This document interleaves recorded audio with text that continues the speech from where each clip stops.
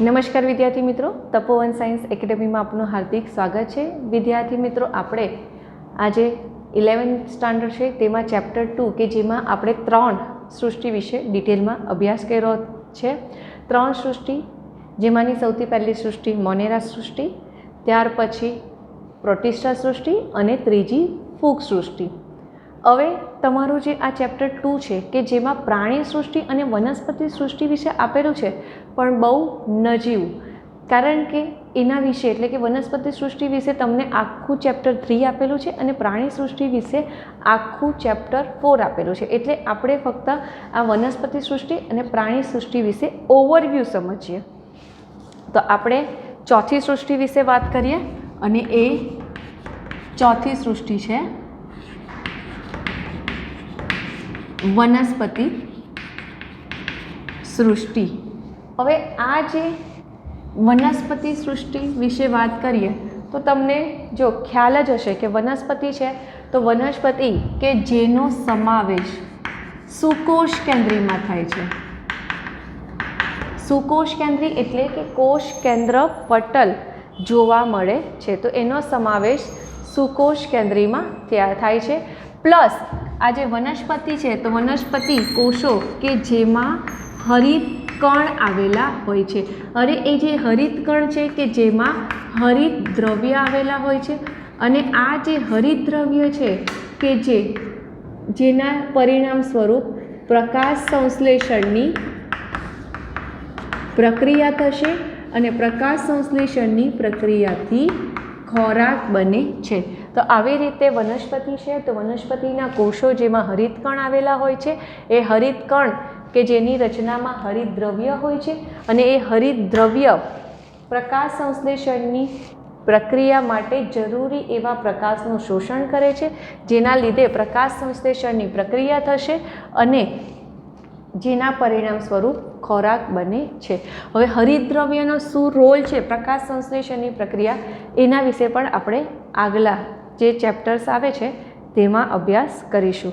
હવે આપણે ખબર જ છે કે બધી જ વનસ્પતિ કેવી હોય છે, તો બધી જ વનસ્પતિ સ્વયંપોષી હોય છે, પણ આપણે કીધું તેમ બાયોલોજી એટલે કે અપવાદથી ભરેલું સજીવોનો જૂથ, અપવાદથી ભરેલું જે સજીવોનો જૂથ કે જેને કહેવામાં આવે છે બાયોલોજી। તો કેટલીક વનસ્પતિ એવી છે કીટભક્ષી છે। કીટભક્ષી એટલે કે કીટકોનું ભક્ષણ કરી લે, તો એને શું કહેવામાં આવે? કીટભક્ષી વનસ્પતિ કહેવામાં આવે છે। હવે આ જે કીટભક્ષી વનસ્પતિ છે જેના એક્ઝામ્પલ છે અજગર અને મક્ષીપાસ, એના એક્ઝામ્પલ છે અજગર, એના એક્ઝામ્પલ શું છે? અજગર અને મક્ષીપાસ, આ બંને વનસ્પતિના નામ છે કે જે કીટકોનું ભક્ષણ કરે છે।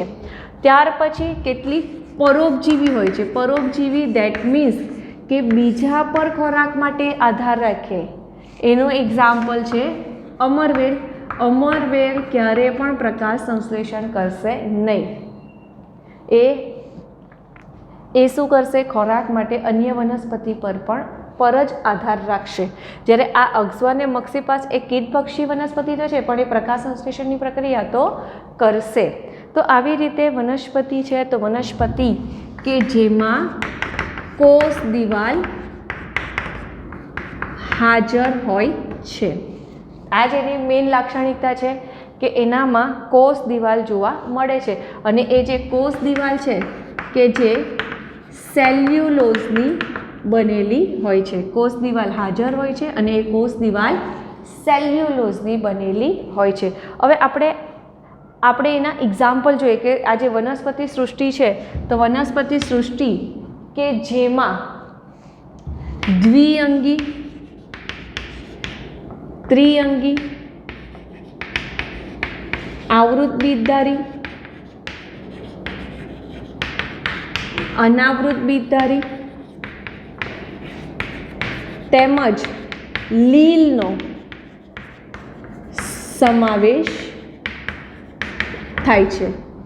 આમાં દ્વિઅંગી, ત્રિઅંગી, આવૃત બીજધારી, અનાવૃત બીજધારી અને લીલનો સમાવેશ થાય છે. બધા વિશે ડિટેલમાં આપણે ચેપ્ટર 3માં ભણીશું. હવે વનસ્પતિ હોય ને તો વનસ્પતિના જીવનચક્ર કે જેમાં 2 વિશિષ્ટ તબક્કા જોવા મળે છે. તો વનસ્પતિ છે તો વનસ્પતિ કે જેના જીવન ચક્રના 2 વિશિષ્ટ તબક્કા જોવા મળે, એટલે કે એના જીવન ચક્ર દરમિયાન 2 વિશિષ્ટ તબક્કા જોવા મળે છે. એક તો પહેલો તબક્કો દ્વિકીય બીજાણુ જનક અને બીજો તબક્કો એકકીય. પહેલો તબક્કો દ્વિકીય બીજાણુજનક અને બીજો તબક્કો એકકીય જન્યુજનક. એટલે કે એકકીય જન્યુનું નિર્માણ થાય તો એને એકકીય જન્યુજનક કહેવાય. અને 2 જન્યુ જોડાય, એકકીય જન્યુ એટલે કે 2 એકકીય જન્યુઓ. હવે આ એકકીય જન્યુ, આ એકકીય જન્યુ, આ બંને એકકીય જન્યુ જોડાય અને જે બીજાણુ બનાવે તો એ કેવું હોય છે? તો એ દ્વિકીય હોય છે. એટલે કે આ n જન્યુ, આ બીજો n જન્યુ, તો n + n જોડાય, ધેટ મીન્સ કે કેવું થશે? 2n. આના વિશે ડિટેલમાં પણ આપણે 3જા ચેપ્ટરમાં ભણીશું. હમણાં ફક્ત આ તબક્કા ધ્યાનમાં રાખો કે વનસ્પતિઓના જીવનચક્રના 2 વિશિષ્ટ તબક્કાઓ, એક દ્વિકીય બીજાણુજનક અને બીજું એકકીય બીજાણુજનક. હવે આ જે દ્વિકીય બીજાણુજનક અને એકકીય બીજાણુજનક એ બંને એકબીજાને પેરેલલી ચાલે છે. પેરેલલી ચાલે એટલે કે શું કહેવાય? કે પહેલાં દ્વિકીય બીજાણુજનક જોવા મળે તો પછી એકકીય બીજાણુજનક, એકકીય બીજાણુજનક પછી ફરી પાછું દ્વિકીય બીજાણુજનક તબક્કો સ્ટાર્ટ થાય છે.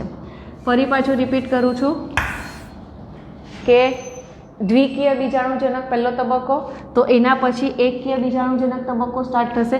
જેમ એકકીય બીજાણુજનક તબક્કો પતે તો ફરી પાછું દ્વિકીય બીજાણુજનક તબક્કાની શરૂઆત થાય છે. તો આવી રીતે આ જે બંને તબક્કા છે કે જે એકબીજાને સમાંતર છે, આ બંને તબક્કા એકબીજાને કેવા હોય છે? તો એકબીજાને સમાંતર હોય છે. બરાબર? તો એ જે સમાંતર હોય ને તો આ જે પ્રક્રિયા છે કે જેને એકાંતર જનન કહેવામાં આવે, આ જે પ્રક્રિયા છે કે જેને એકાંતર જનન કહેવામાં આવે છે. કે પહેલાં દ્વિકીય, દ્વિકીયમાંથી એકકીય, એકકીયમાંથી ફરી પાછા દ્વિકીય, આવી રીતે તબક્કા ચાલે છે. તો આવી રીતે આ બંને તબક્કાઓ કે જે એકબીજાને સમાંતરે ચાલે છે તો એને એકાંતર જનન કહેવામાં આવે છે. તો આવી રીતે આ જે એકકીય તબક્કો છે અને આ જે દ્વિકીય તબક્કો છે, તો એકકીય તબક્કો અને દ્વિકીય તબક્કા કે જેની સમય અવધિ એટલે કે એનો સમયગાળો જુદો જુદો હોય છે. બરાબર? તો એની જે સમય અવધિ છે અને તબક્કા છે એ કેવા હોય છે? મુક્તજીવી હોય છે. આ બંને તબક્કા કેવા હોય?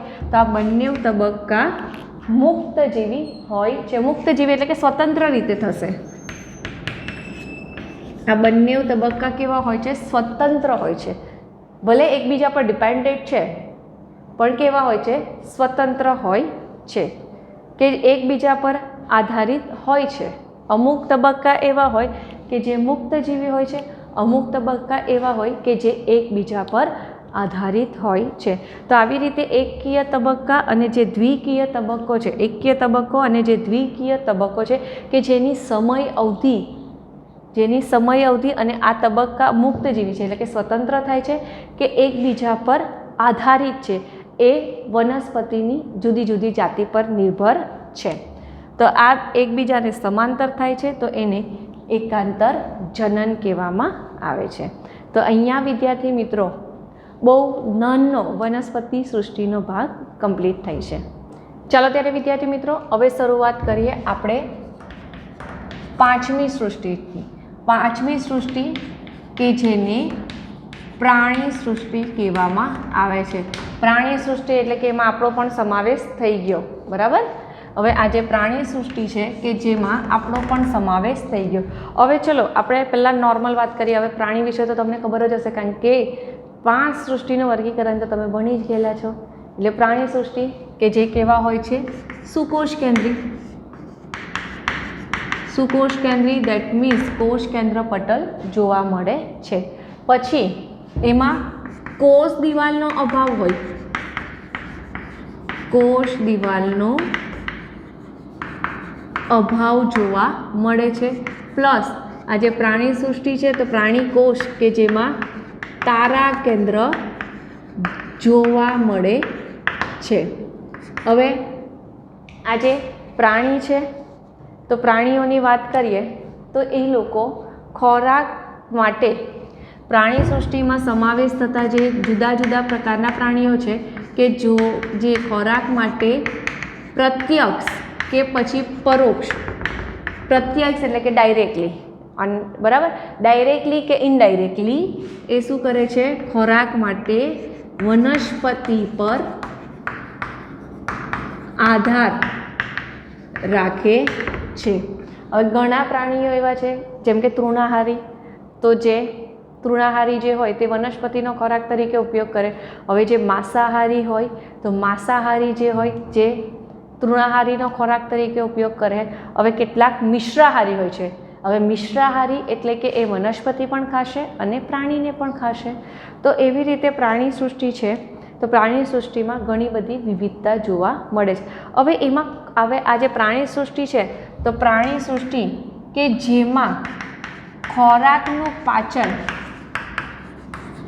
જે છે તે અન્ન માર્ગમાં થાય છે. ખોરાકનું પાચન અન્ન માર્ગ એટલે આપણું તમને એક્ઝામ્પલ આપું તો આપણામાં કેવું છે, મુખ ગુહા છે, અન્નનળી છે, જઠર છે, આંતરડા છે. તો જઠર અને આંતરડા કે જેમાં ખોરાકના પાચનની પ્રક્રિયા થાય છે. તો થઈ ગયું અન્ન માર્ગની અંદર, અન્ન માર્ગમાં થયું ને, તો અન્ન માર્ગમાં ખોરાકનું પાચન થાય એટલે કે જઠર છે, આંતરડા કે જેમાં ખોરાકનું પાચન થાય છે એટલે કીધું છે અન્ન માર્ગમાં પાચન. ઇવન ગાય હોય, ભેંસ હોય એમાં પણ સેમ એવું જ થાય કે આંતરડા છે તો આંતરડામાં પાચનની ક્રિયા મુખ્યત્વે જોવા મળે છે.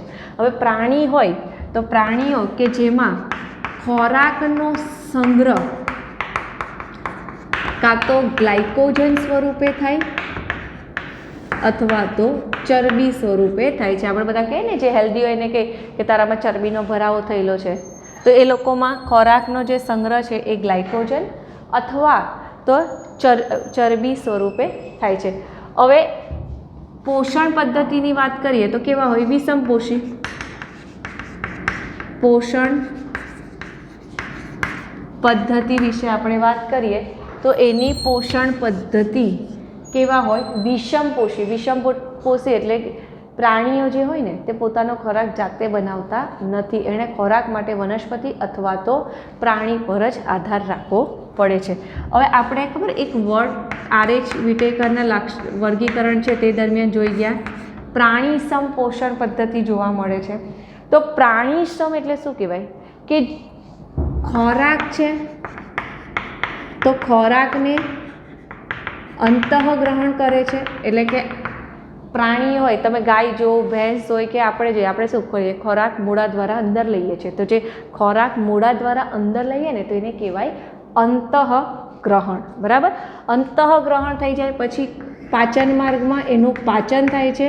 પાચન થયા પછી અભિશોષણની પ્રક્રિયા થાય છે એટલે કે જે પાચનની ક્રિયા દ્વારા છૂટા પડેલા જે અણુઓ છે તે બ્લડમાં જાય છે તો એને અભિશોષણ કહેવામાં આવે છે. તો એટલે એને એવા પ્રકારની પોષણ પદ્ધતિને પ્રાણીસમ પોષણ પદ્ધતિ કહેવામાં આવે છે કે ખોરાકને ગ્રહણ કરે છે, પછી એનું પાચન થાય છે અને પાચન થયા પછી એનું અભિશોષણ થાય છે એટલે કે બ્લડમાં જાય છે. હવે પ્રાણી હોય ને કે પ્રાણી કે જેમાં વૃદ્ધિ કેવી હોય છે, મર્યાદિત. મર્યાદિત એટલે કે અમુક સમય સુધીને જ થશે, ચોક્કસ હોય. જેમ કે આપણી હાઇટ કંઈ 10-15 ફૂટ નહીં થઈ જતી, સિવાય કે કંઈ પ્રોબ્લેમ્સ હોય તો જ 10-15 ફૂટની હાઇટવાળા માણસો જોવા મળે છે. એ પણ કેવા, રેરલી, એમ બહુ રેરલી જોવા મળે છે. તો પ્રાણી જે હોય ને તો પ્રાણી કે જેમાં ચોક્કસ વૃદ્ધિ જોવા મળે છે, એ લોકોનું જે કદ, એ લોકો મેચ્યોર થાય એટલે કે પુખ્તતાએ પહોંચે ત્યાં સુધીમાં એ લોકોનું એક ફિક્સ કદ થઈ જાય છે. જેમ કે હું હવે મેચ્યોર થઈ ગઈ, પુખ્તતાએ પહોંચી ગઈ તો મારી હાઇટ કેવી થઈ ગઈ, ફિક્સ થઈ ગઈ. હવે આનાથી વધારે મારી હાઇટ થશે નહીં. તો આવી રીતે પ્રાણીઓ છે કે જેમાં વૃદ્ધિ કેવી હોય છે, ચોક્કસ એક પુખ્ત અવસ્થા થાય ત્યાં સુધી વૃદ્ધિ વિકાસ થશે, પછી હાઇટ વધવાની બંધ થઈ જશે. જો એવું થતું હતું તો તમે વિચાર કરો આપણે કેટલી બધી હાઇટના થઈ જતે, તો એવું થતું નથી. હવે જે પ્રાણીઓ હોય ને, તો પ્રાણીઓ કે જેમાં વિશિષ્ટ સંવેદી અંગ આવેલા હોય છે, કેવા વિશિષ્ટ સંવેદી અંગ હોય છે, એટલે કે એ લોકો જેમ કે આપણા ત્વચા એ સંવેદના ગ્રહણ કરે છે, તો એવી રીતે આપણામાં વિકસિત સંવેદનાત્મક હોય છે. કેવા હોય છે? વિકસિત સંવેદનાત્મક હોય છે.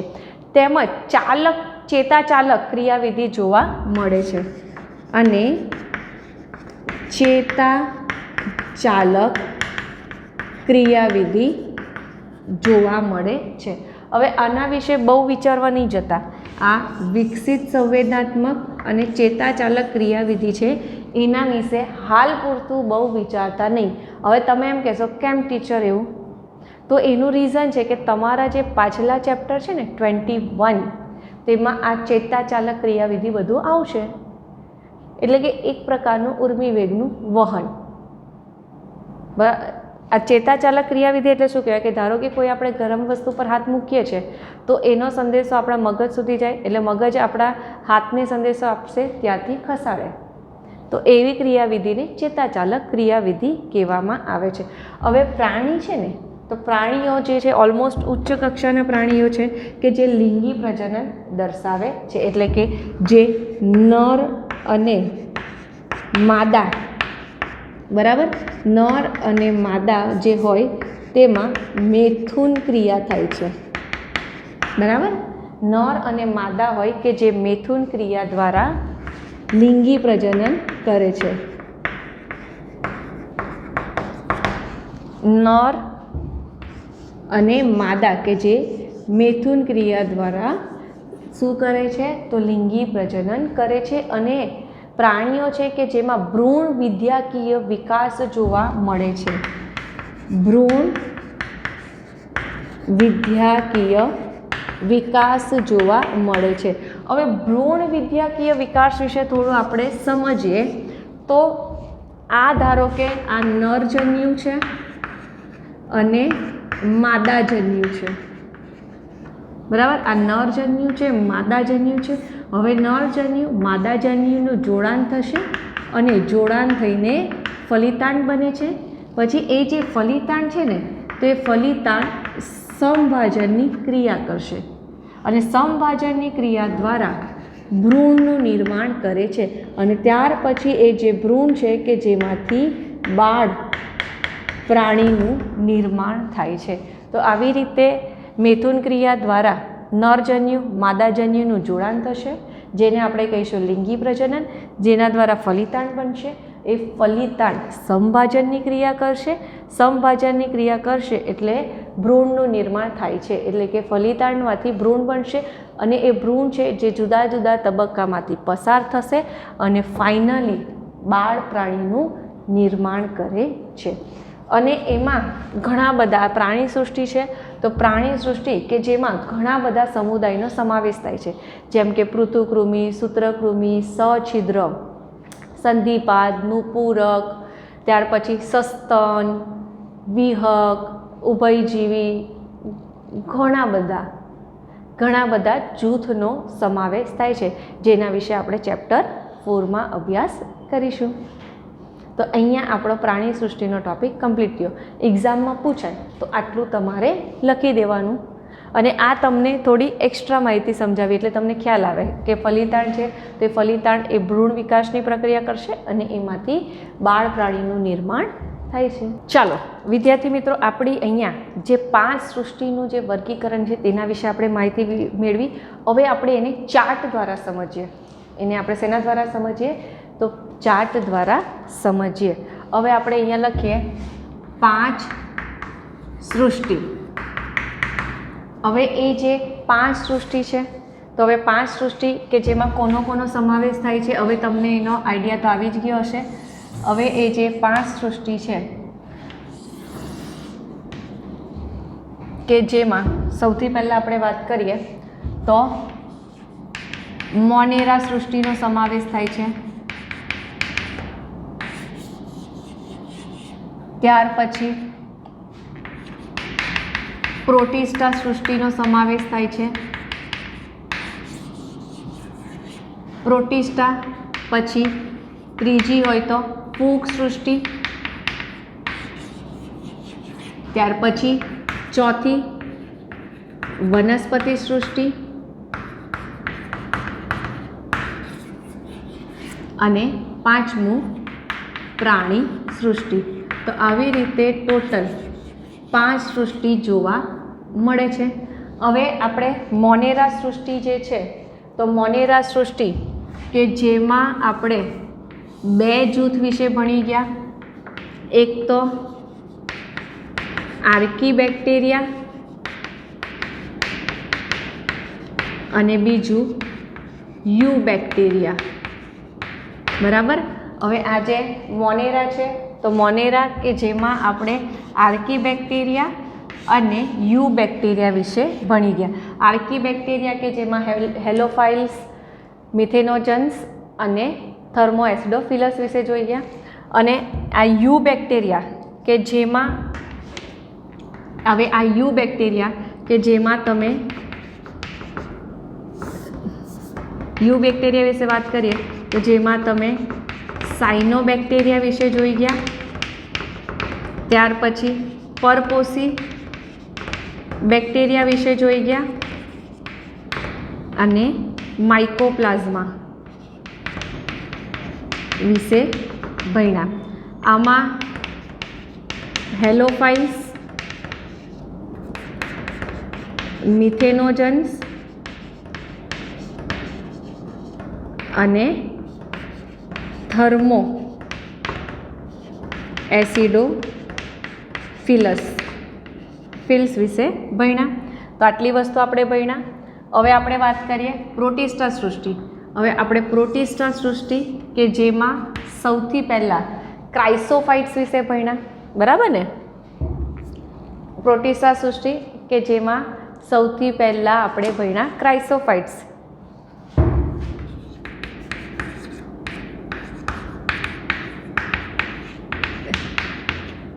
ત્યાર પછી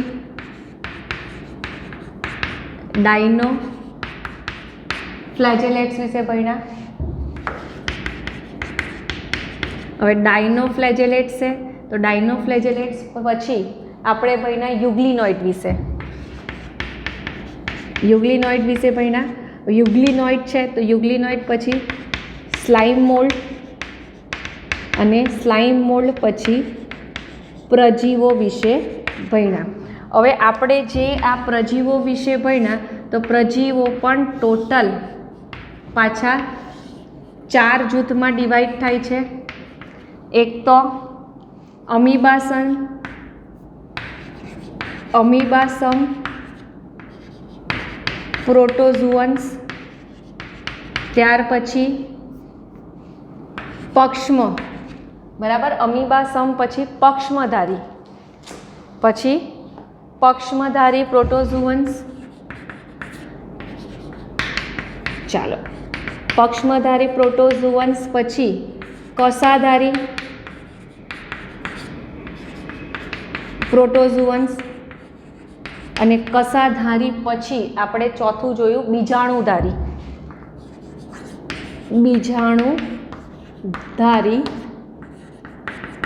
પ્રોટોઝુઅન્સ. તો આવી રીતે પ્રજીવ છે, તો પ્રજીવ કે જેમાં આપણે ટોટલ 4 જૂથ વિશે ભણી ગયા. ત્યાર પછી આપણે શરૂઆત કરેલી ફૂગ સૃષ્ટિ. હવે ફૂગ સૃષ્ટિ કે જેમાં સૌથી પહેલાં આપણે જોયું, શું જોયું? જોયું ટીચર એમ કહેશો. બરાબર ને? જોયું ટીચર. ચાલો, તો હું યાદ અપાવી દઉં તમને. ફાઇકોમાઇસેટિસ વિશે જોયું, પછી આસ્કોમાઇસેટિસ વિશે જોયું, ત્યાર પછી બેસિડિયોમાઇસેટિસ અને ત્રીજું છે ડ્યુટેરો માઇસેટીસ. તો આ 4 જૂથ વિશે આપણે ફૂગ સૃષ્ટિમાં ભણી ગયા, બરાબર. હવે આપણે આનામાં અને આનામાં એટલું ડિટેલમાં ગયા નથી. હવે જ્યારે તમને વનસ્પતિ સૃષ્ટિ અને પ્રાણી સૃષ્ટિ ભણાવીશ ત્યારે એના વિશે ડિટેલમાં એના જૂથના નામ યાદ રાખીશ. પણ આ ખાસ ધ્યાનમાં રાખજો, આ જે ચાર્ટ સ્વરૂપે જોઈએ તો તમે લખી દો કે તમને આઈડિયા રહે કે કેટલી વસ્તુ કેમાં આવે છે. જેમ કે મોનેરા સૃષ્ટિમાં આર્કીબેક્ટેરિયા, યુ બેક્ટેરિયા વિશે ભણી ગયા, એમાં આ 3નો સમાવેશ થાય, અને એમાં આ 3નો યુ બેક્ટેરિયા કે જેમાં આ 3નો સમાવેશ થાય. પ્રોટિસ્ટામાં ટોટલ 5 જૂથ વિશે ભણી ગયા. 5માંથી આ પ્રજીવ છે કે જેમાં પાછા આપણે બીજા 4 જૂથ વિશે ભણ્યા. ફૂગ સૃષ્ટિ કે જેમાં આપણે આ 4 સૃષ્ટિ વિશે ભણી ગયા. હવે તમે બીજી રીતે બી કરી શકો, જો મોટું પેજ લઈ શકો, લેવાતું હોય તો પોસિબલ તો લઈ લેવાનું અને સાથે તમારે એક્ઝામ્પલ પણ લખી દેવાના. આ મેં તમને ઓવરવ્યૂ આપ્યું, હવે તમે એમાં એક્ઝામ્પલ પણ લખી શકો. જેમ કે યુગ્લિનોઇડ છે તો એનું એક્ઝામ્પલ છે યુગ્લિના. ક્રાઇસોફાઇટ્સ છે તો ક્રાઇસોફાઇટ્સ કે જેનું એક્ઝામ્પલ છે ડેસ્મિડ, બરાબર. એનું એક્ઝામ્પલ તમને યાદ જ હશે કે ડેસ્મિડ. પછી ડાયનોફ્લેજેલેટ છે તો ડાયનોફ્લેજેલેટ કે જેનું એક્ઝામ્પલ છે ગોનિયાલેક્સ. પછી સ્લાઇમ મોલ્ડ છે તો સ્લાઇમ મોલ્ડ કે જેનું એક્ઝામ્પલ તમારી બુકમાં નથી એટલે તમને એમ થશે હશ, બરાબર ને. તો એવી રીતે તમે એક્ઝામ્પલ પણ લખી શકો. તો આનો તમે સ્ક્રીનશોટ પાડી લો. અહીંયા હું થોડી સાઈડ પર ખસી જાઉં છું.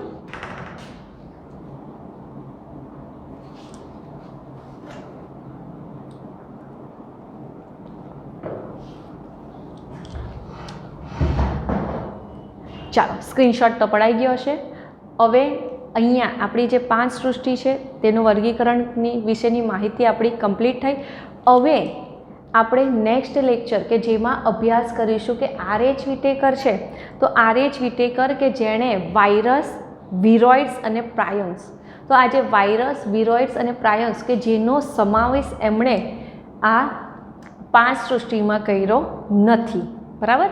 તો એના વિશે આપણે ચર્ચા કરીશું કે કેમ એમણે આ 5 સૃષ્ટિ છે તો એ 5 સૃષ્ટિમાંથી એક પણ સૃષ્ટિમાં વાયરસ, વિરોઇડ્સ કે પ્રાયનનો સમાવેશ ન કર્યો.